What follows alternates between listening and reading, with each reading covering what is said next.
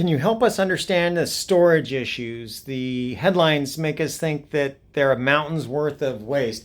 About spent nuclear fuel, right? Yeah, when it becomes political, like with spent nuclear fuel, then it tends to get spun to make it sound like it's a lot worse than it is. I remember reading an anti-nuclear book once where the author was pointing out that nuclear power plants release millions and millions of attocuries of radioactivity every year.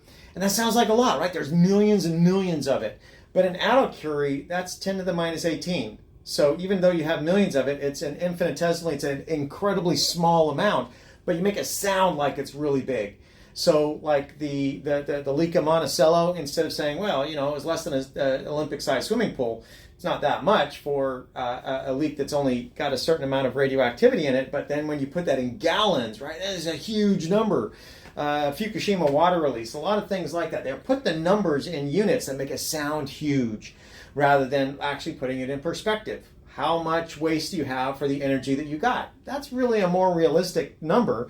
And when you look at, for example, all the spent nuclear fuel that we have from all of the nuclear energy that we received in the United States, not filling up a football field above 10 meters high, that kind of characterizes how small the amount of waste is. But you can put it in numbers and make it sound big, right? How many grams? How many micrograms? How many picograms? And then the number just gets really huge because you use units that make you have to have a large number of that unit.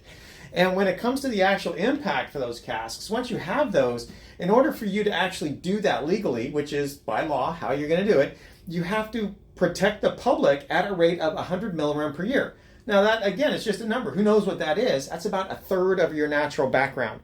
So that means to have a licensed interim spent fuel storage facility on site. What we do with the spent nuclear fuel now is that you put that on site at an interim spent fuel storage site there at your facility. And at the fence, wherever that fence is, a cowboy needs to be able to go up and live there and not have their annual dose raised by about 1/3. That's about what that 100 milligram is. It's about 1/3 of your natural dose just from living and breathing and walking around. And that's right at the fence. So you can walk through those things and it's like about a milligram per day is what you're going to get. And that's about what you just get from natural background anyway in a day.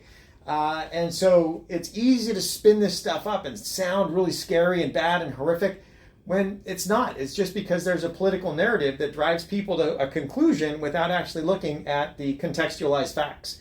And that tends to be the case with nuclear energy, is that there's a narrative that it has to be evil and bad. And so how do we interpret the facts to agree with that conclusion, even though that's not really supported by reality?